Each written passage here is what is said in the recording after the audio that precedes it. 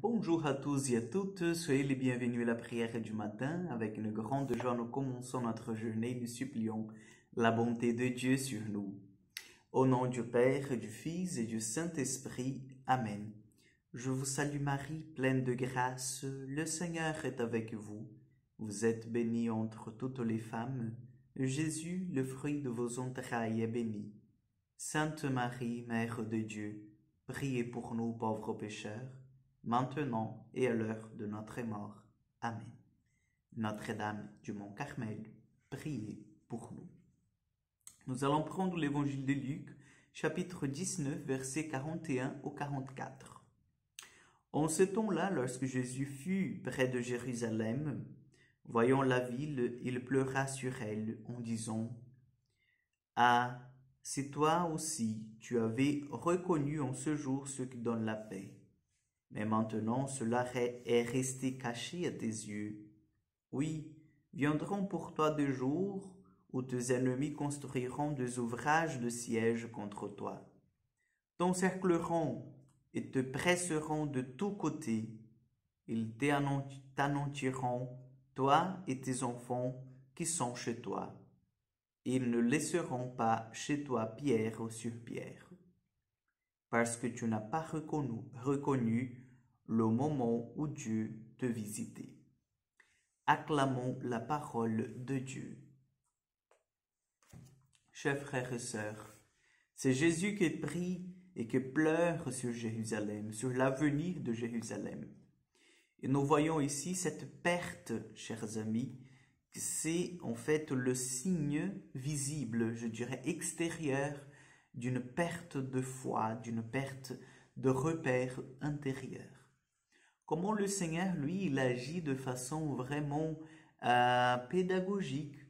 Parce que Jésus nous dit là, plusieurs fois, j'ai essayé de t'avertir, de te convertir, de te dire que le chemin que vous preniez, ce n'est pas le bon chemin. Et maintes fois, vous avez choisi la malédiction, vous avez choisi le chemin contraire, vous avez choisi de suivre vos propres pensées.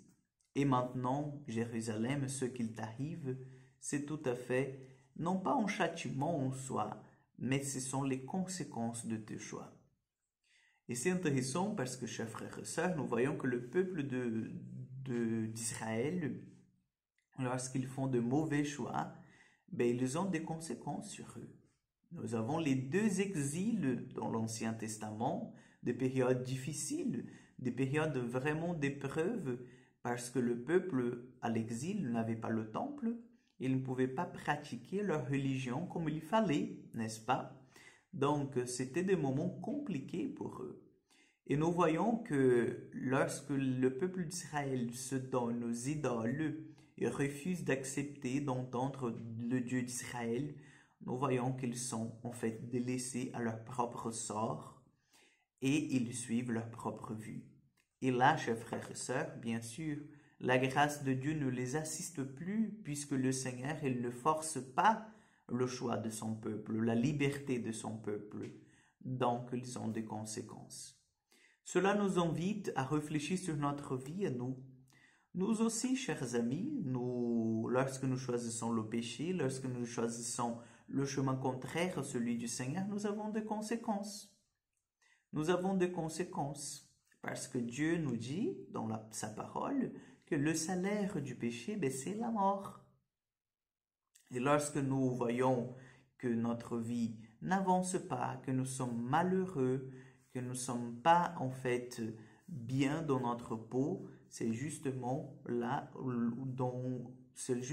en ces moments où nous sommes loin du Seigneur, nous sommes loin de son amour, nous avons refusé sa grâce et sa paix.